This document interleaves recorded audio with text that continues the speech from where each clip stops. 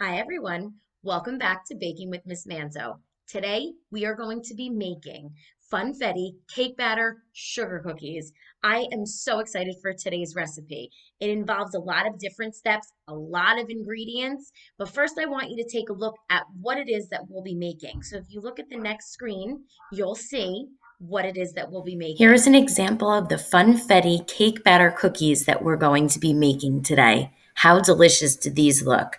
Let's get baking. Tell me those cookies don't look amazing. I am so excited to make them. I've never made them before, so this is going to be a first for me also. I think they're going to be absolutely delicious. So, as always, I want to go over what we have up here before we wash our hands and get started. So, for the first part of the cooking, the baking section, we need our electric mixer. And what we're going to do over here is we're going to be cutting up into cubes 2 sticks of unsalted butter. We're going to need granulated sugar, and all these other ingredients are what we're going to be using in today's recipe. We have 2 eggs. We've got vanilla extract. We have cornstarch. We have salt. We have baking soda. We have cake flour, which is a special kind of flour that we use when we're making cakes from scratch.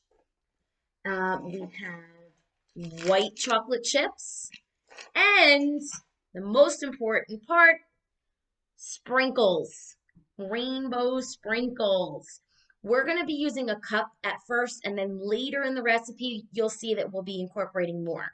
So because this is a multi-step recipe, I have all the ingredients here, but we're not going to be using everything at once. So what we're going to do before we get started, as always, we need to wash our hands. So let's head over to the sink so that we can get ready to make all this good stuff. As always, it's extremely important that we wash our hands before we start baking.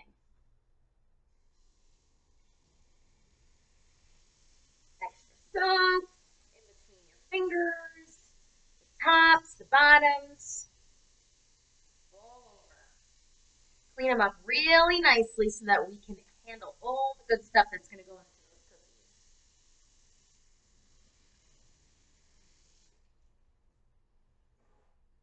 Okay,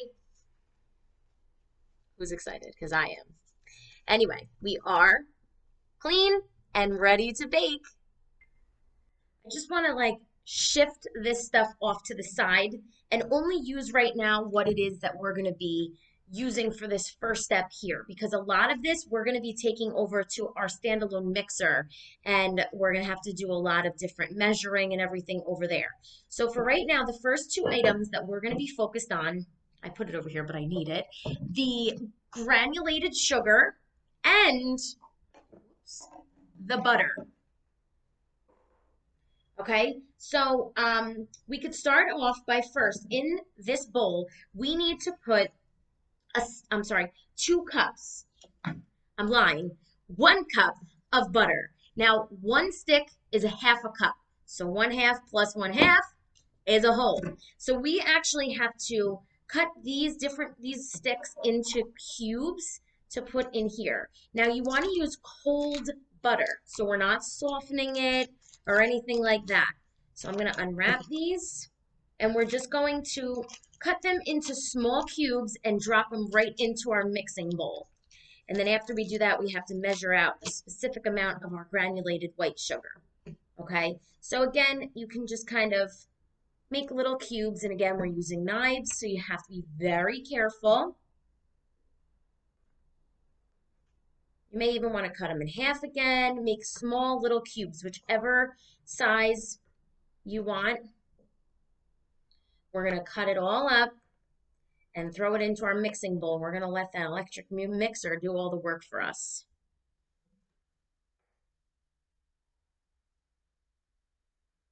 Now, as always, we have our napkin or a paper towel nearby so that if our hands are greasy from the butter after, we can just kind of wipe it down. So I am just going to continue cutting the sticks of butter and add it into my mixing bowl. And then what we have to do is we're going to add granulated sugar to our butter here.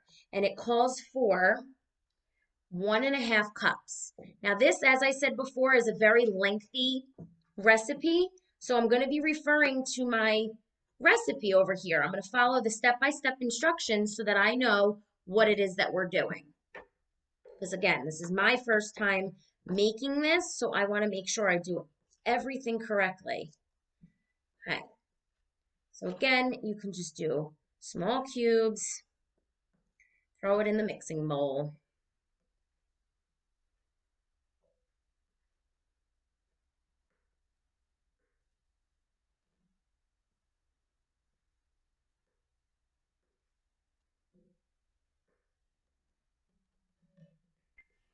We're adding our last amount of butter into the bowl. Again, this is unsalted butter. Okay, so that's all in there in small cubes. I'm just going to put the garbage off to the side.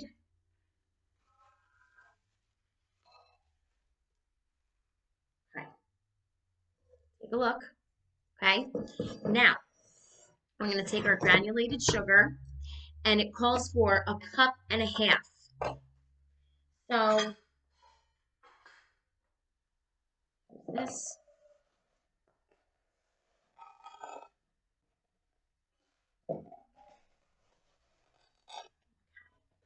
again, you can kind of shake it off a little bit to make sure it's even, or if you have a knife and you want to level it off, that's fine too. That's a cup, we need a half.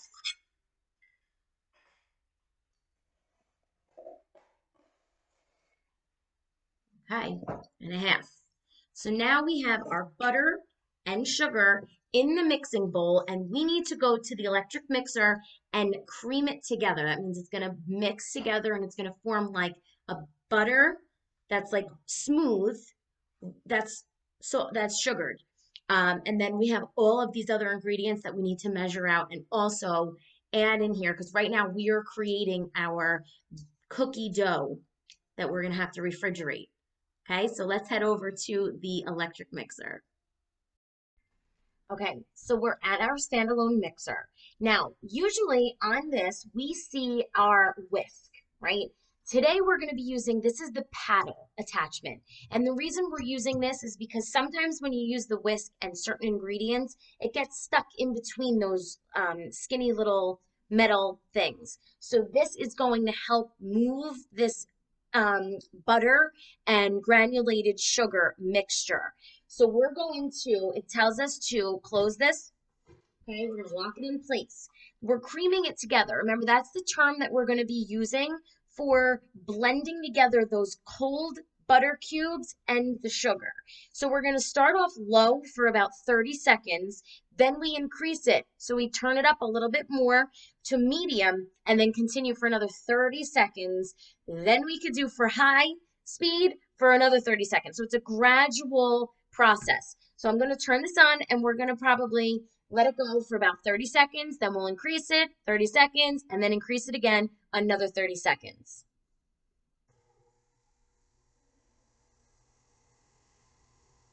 So we're letting the machine do all of the work because that would hurt our arms. If we're here and we're mixing and mixing and mixing, okay, it's already starting to come together very nicely. I should probably be counting those 30 seconds, but we're going to kind of eyeball it, and then we'll increase it to a medium speed.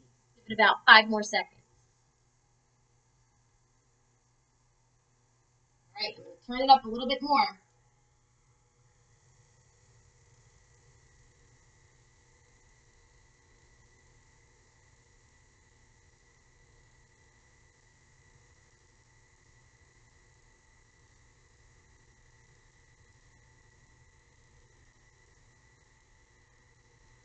Again, we're letting the machine do the work. It's blending together. It looks great. I'm going to increase it to the high speed so that way it can be really creamy with the butter and the sugar mixture. Sounds like it's going to take off in here. It's like a plane. All right. It smells so good. I think that's good. It's pretty much mixed up. bad boy off. Now I'm going to unlock it.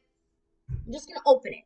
Okay, so now is when we get to add all of the other ingredients. And we're going to start with the eggs. They want us to add the eggs one at a time. So I'm going to pull a spatula out. I'm just going to scrape the sides here just to make sure that that butter mixture is kind of in the center of the bowl. So now we want to add our 2 eggs, but one at a time. So what I'm going to do, as always, we have our separate bowl.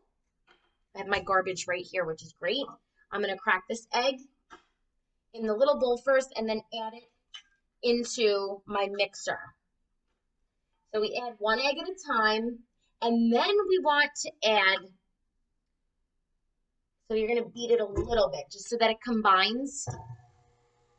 Okay, and then while that's going, we'll crack the other egg. Beautiful. I'm telling you, I'm getting really good at this. Okay. So I'm just going to stop it just so that when I pour this egg in, it doesn't like go all over the place. Good deal. Gonna let that beat. Now we want to add our vanilla extract. So it calls for 2 teaspoons. So I have my teaspoon here. Once that's combined, looking good, I'm going to add 2 teaspoons of the vanilla extract. And then I have to add the rest of the ingredients, and then we'll continue to beat it, mix it on a low speed. All right. So let this again. Again, we're going to just clear the paddle a little bit.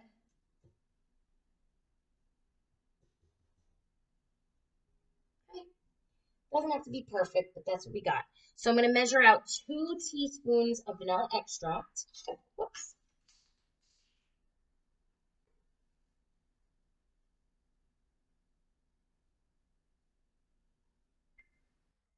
So we have our butter mixture with the sugar and the baking soda and the cornstarch and all that good stuff.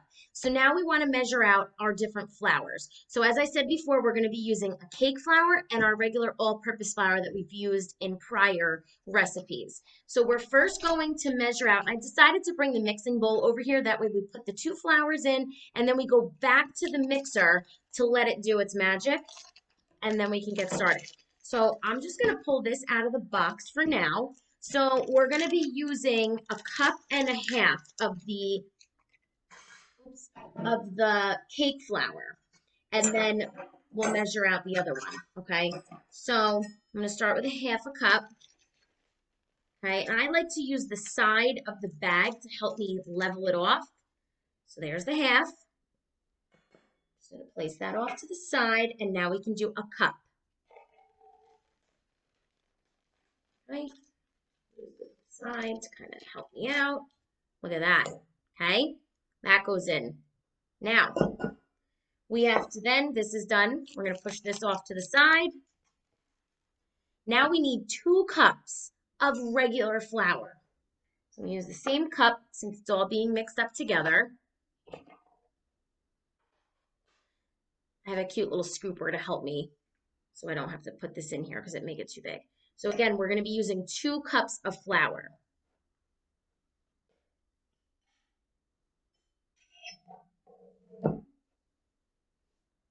And that way I can use the side of this scooper to level off the flour in our cup here.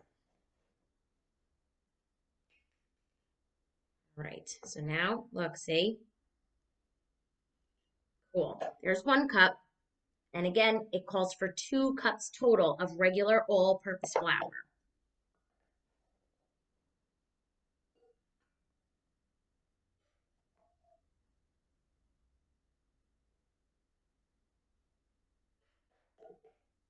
Once this is done, I'm going to bring this beautiful mixture of goodness over to our electric mixer, and then we'll get ready to let it refrigerate. So there you go. Here's another cup, and it's inside. So now we get to take this over to the electric mixer, and we're going to mix it all up nicely so it becomes our dough. And then we'll come back right to this area to do our white morsels and the rainbow sprinkles. So we're back at our mixer. Now what we're going to do is carefully. We're going to make sure that it's locked. And then we want to put it on a very low speed because there's a lot of flour in here that even at the lowest speed, it might pop out a little bit, which is fine, but we don't want it to be too much. So we'll just carefully start it. Okay, nice. And then that's going to mix together to combine what we had had in there already with the two flours that we just added.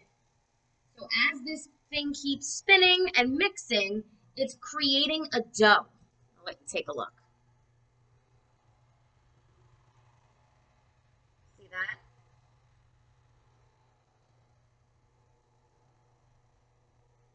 Okay. So I'm going to stop it for a second just to kind of make sure I use my spatula to scrape the sides. Look at that. It's actually pretty well combined, but again, just to be safe, yeah, I'm just scraping the sides of the bowl with my spatula. Yep, looking good. All right, so this, we're gonna let it go once more, and then we're gonna bring it over to our workstation to add in the white chocolate chips and the rainbow sprinkles. The best part. The best part. Okay, sounds good. Let's head over there. Our dough is all mixed up. Now we get to add in the white chocolate chips and the rainbow sprinkles. So the recipe calls for anywhere from 2 to 3 cups of white chocolate chips. We're going to just use this bag. And then it calls for a cup of rainbow sprinkles for right now. Oh my gosh, it smells so good. So now what I'm going to do, now this you won't use the electric mixer for because those little things will go flying everywhere. So we are going to be using just a wooden spoon to mix it all up. Now we'll use a spatula at the end to kind of scrape off the spoon if necessary, but you're just going to kind of carefully mix all this good stuff in with your dough. And then once this is all mixed up, what we're then going to do is we let the dough refrigerate for a total of 30 minutes. And while it's refrigerating, we're going to preheat our oven to 400 degrees. Okay, so as I said, there's a bunch of different steps. So you do want to make sure that you are allotting enough time for this. Okay, you gotta really get in there because that dough is very tough right now. It smells so good. I can't even handle it. All right. So you're just kind of mixing that batter in there with the dough, with the good stuff that we just added in. And then we're going to let it sit in the refrigerator for 30 minutes, uncovered. So we're not covering it at all with anything. It's just going to go in just like this. So we're just about done. As I said, we're going to use our spatula to kind of scrape off the wooden spoon. Make sure all that excess dough and all that good stuff is in there. This looks amazing. So I'm going to put this over here. Okay, take a look. So everything is fully combined. Now what we're going to do is just like this. This is going right into the refrigerator, and I'm going to put the timer on for 30 minutes because we want that all to kind of settle together and get a little more firm. And then when it comes out, we'll also, while it goes in, we'll preheat the oven to 400. And then when it comes out, the oven will be ready to go. We're going to line baking sheets, and then we're going to get started on creating these cookies and putting them right in the oven to get started. I hope you're enjoying so far. So we just pulled the dough out of the refrigerator. Now we are going to get them ready for the oven. So these are going to be very large cookies. In fact, the recipe is very specific that they would like us to use a kitchen scale. So I have it here. What it is similar to a scale when you go to the doctor and it weighs how it tells how much you weigh. We want to weigh out our cookies. Now these cookies are going to look a little different than regular cookies. Usually with cookies, we make them into nice balls and then put them onto the baking sheet. But these are going to be like coarse and like kind of crinkly looking. And we're actually going to roll it around in more rainbow sprinkles before putting it on our prepared baking sheet. So what I did while the dough was excuse me, in the refrigerator, I preheated the oven to 400, which it is ready to go. And I also lined two baking sheets because this is going to need space since they're going to be large cookies. We have to have two of them. And as we go through, I'll explain that. Now, what we're going to do here is we are going to measure out the cookies. Okay. So they want it to weigh about 6 ounces. So what I have here are is the dough, and then this here, the scale. I'm gonna just use a spoon to kind of get a big chunk of the dough out. So now what's gonna happen, and I'll kind of explain it. So I have it so you can see. I'm just putting it right on there. Now that's only 3 ounces, so we have to do more. Oh my gosh, it's 6.1, you believe it? Now it's 5.8. It's probably 1, 5.9, 6.0. All right, so this is the size of one cookie. So I don't know if any of you have heard about it, and I'll show you at some point, but this is an example of a certain bakery in New York called Levain Bakery, and they're well known for their giant cookies.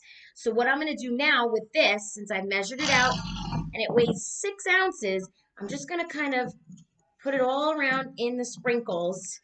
And I don't want to push too hard because I don't want it to get um, into an actual ball. It's got to stay kind of chunky like that. So I'm going to put it here. And they do expand, so you want to leave enough space. So what we're going to do is we're going to put it further from the edge. And then when we go to do the other one, we want to just make sure that they're a little separated. Okay, so now we're not going to be using all of the dough in this one recipe. I'm sorry, in this one time going in the oven because the cookies are going to be too large. So what's going to happen is whenever we're done with this dough, we're going to put it back in the refrigerator while these are baking. And then once this comes out of the oven, then we can prepare our other cookie sheet. But you want to keep this refrigerated while your other cookies are baking. Okay, so we're going to do the same process. And again, 6 ounces. These are huge. Oh my gosh.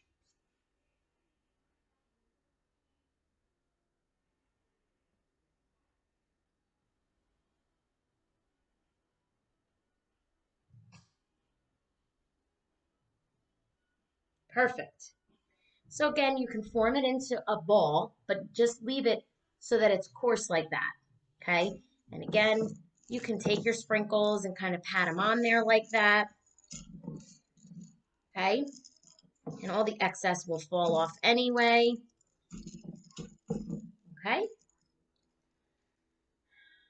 So it calls for about 3 inches apart. So we could probably fit like 4 or 5 of these cookies on this one baking sheet.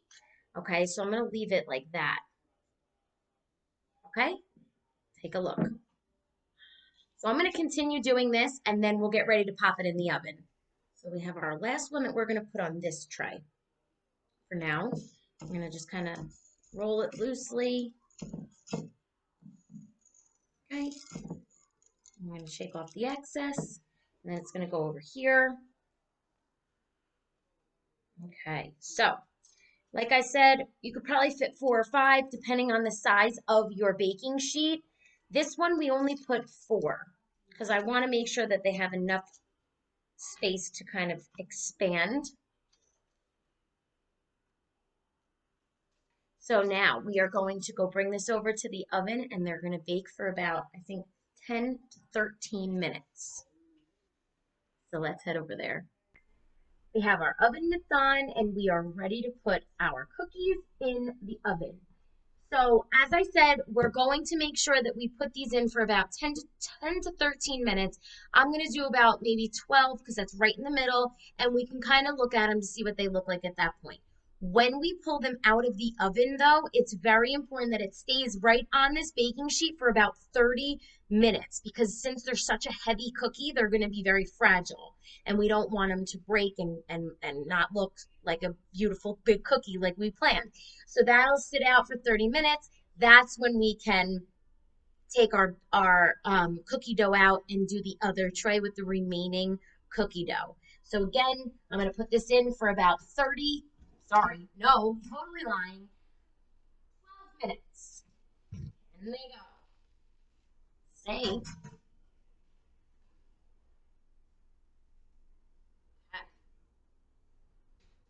we're going to do 12 minutes and we will check on them in a little while. So we have about 30 seconds left. Now, these cookies, because they're so large, the inside, the middle of it may look a little undercooked, not as hard as the outside of the cookie, and that's fine. That's the style. You'll see after we pull these out and go through the whole process when you look at the two bakers that this recipe was inspired by, you'll understand kind of what kind of cookies these are. 4 seconds. Okay, let's see.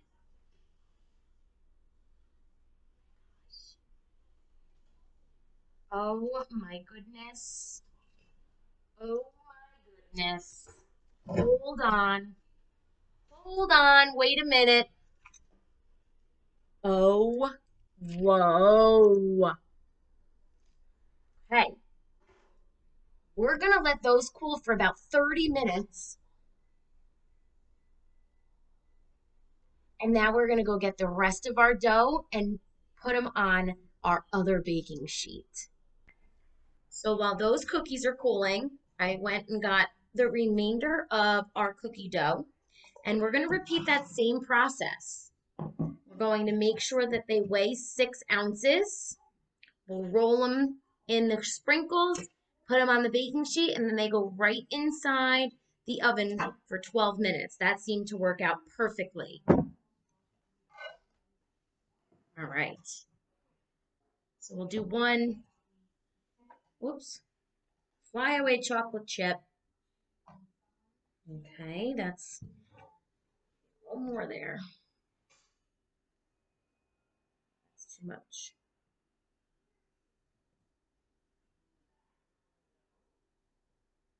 Perfect. 6. Okay. You're going to just roll it lightly. Okay. Just to give it some more color. And there you go. Onto the tray it goes.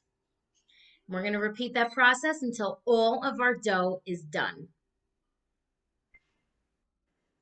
Got just the right amount to make our final cookie. Okay, I'm going to roll it.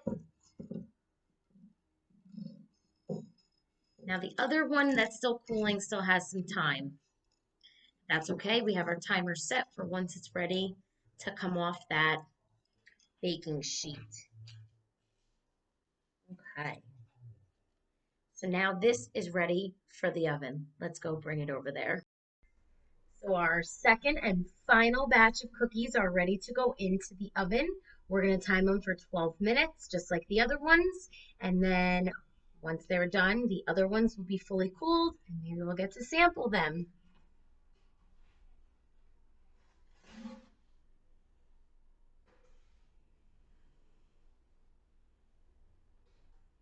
Perfect. I'm going to time it for 12 minutes. Okay, let's see how they come out. So we have a few more seconds left on our last batch of these cookies. The ones that are cooling here are looking so good. I can't wait to transport them to a cooling rack and try them.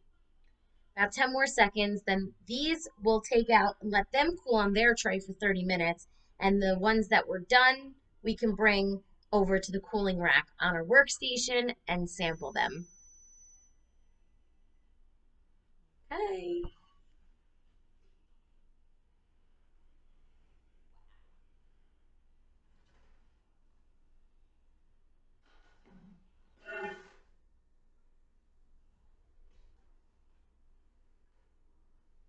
Check it out. I love it. Okay, so we're gonna let those cool for about 30 minutes, and these other ones from the first batch, we're gonna take over to the workstation, put on a cooling rack, and sample them. The best part. Come on. So I brought the pan over from the first batch of cookies, and I'm just using a spatula, metal spatula, to kind of take it off the baking sheet and onto this cooling rack. And this just allows the air to hit underneath the cookie now. I will tell you, these look amazing. And we're totally going to try them. So again, the second batch is cooling on the sheet, the baking sheet that just came out of the oven. That'll be there for about 30 minutes. And as you can see, these here are fully baked. They're so cool. Okay, so again, I mispronounced the bakery. I think they pronounce it Levain. No, that's how I said it. I don't remember.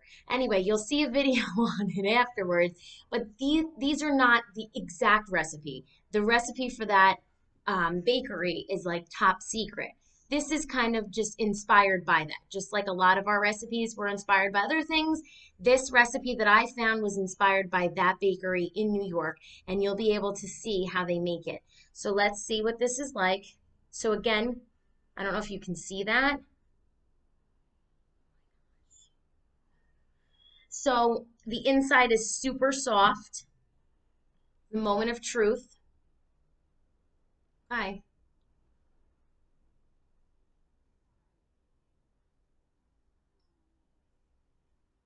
Really good.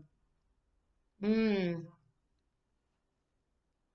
The chocolate chips and sprinkles. It is funfetti to the max. So good. I hope you enjoyed today's baking show. These cookies I'm going to have to share with my family and friends because I can't eat all of these. But anyway, I hope you have an opportunity to make them. If not, I hope you enjoyed the show. Take a look at the bakery and the cookies that they make there. And don't forget to be a food critic at the end. Thank you so much for joining me today. I hope you have a great time. Bye.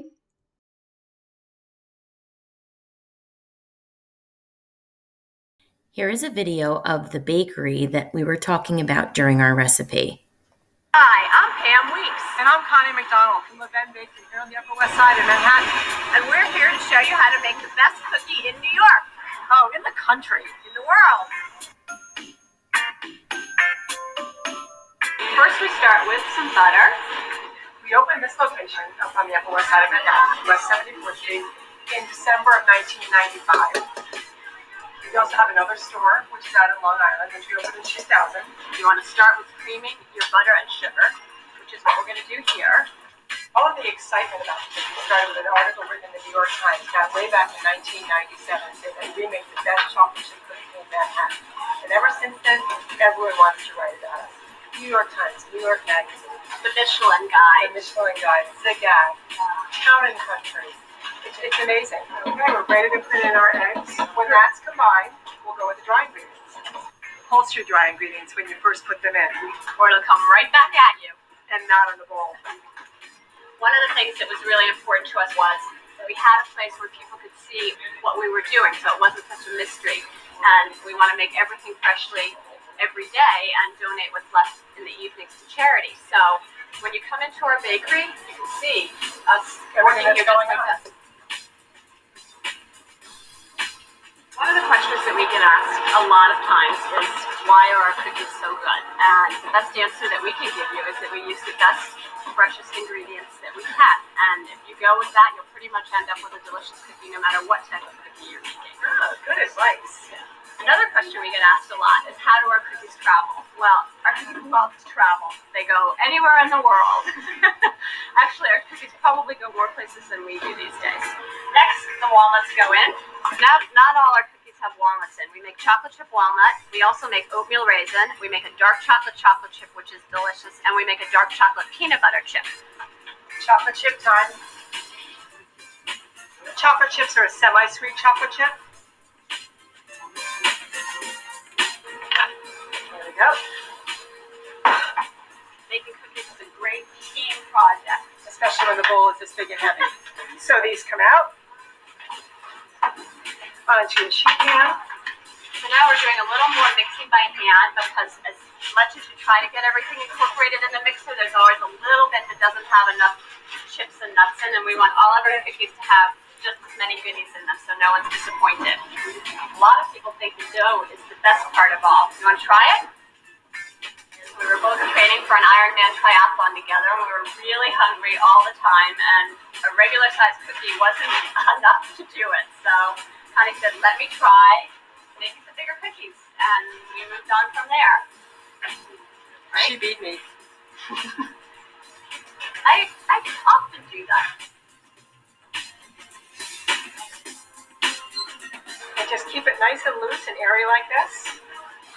No baseballs. No baseballs.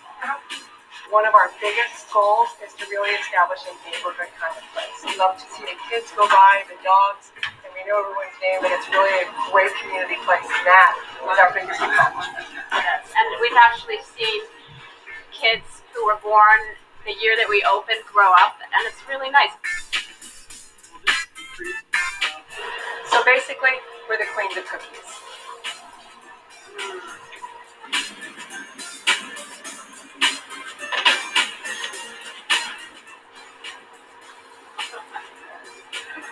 Okay, we've shown you how to make the best chocolate chip cookie in the world.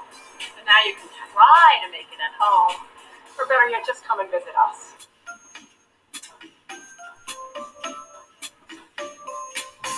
Okay, boys and girls, what we're going to do here is this is going to be the final thing that we'll do at the end of every recipe that we create. This is something that kind of rates our recipe. It'll tell you what you thought of what it looks like, how it tastes, what it smells like, texture. You get to be the food critic. Now, what a food critic does is a food critic rates all those different areas of a recipe. You guys are going to be able to be the food critic based on my recipe. Now, if you don't make it on your own, you can imagine what you think it might taste like and smell like and the texture of it. You can just focus on the visual representation then, what it looks like. And then what you can do is on a plate, not a real plate, you can draw a circle to represent your plate. You can draw your recipe. And then there's going to be some questions that I want you to take a look at. One, would you read the recipe again?